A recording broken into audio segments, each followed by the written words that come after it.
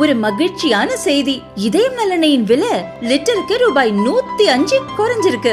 September 2023ல 1 litre இதயம் நலனையின் அதிகபட்ச விலை ரூபாய் 503. ஆனா இப்ப 1 லிட்டர் இதயம் நலனையின் விலை ரூபாய் 398 மட்டும்தான் தமிழ்நாட்டுல. அப்ப இனிமே எல்லாரும் இதயம் நலனை வாங்கலாம் இல்ல?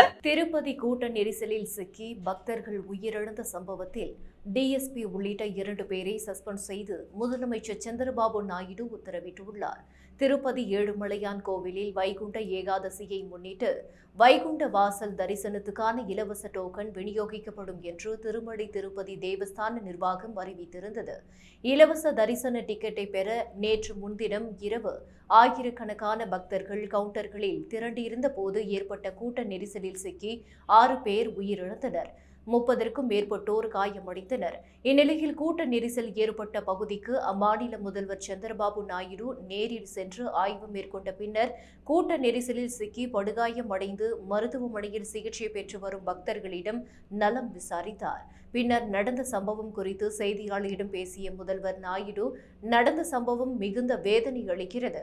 கூட்ட நெரிசல் எப்படி ஏற்பட்டது என்று அதிகாரிகளிடம் விளக்கம் கேட்கப்பட்டுள்ளது. திருமலை திருப்பதி தேவஸ்தான ஊழியர்கள் கூடுதல் கவனத்துடன் செயல்பட வேண்டும். கோவிலின் புனிதம் கெட்டுவிடாத அளவுக்கு பணியாளர்கள் செயல்பட வேண்டும் என்று கூறினார்.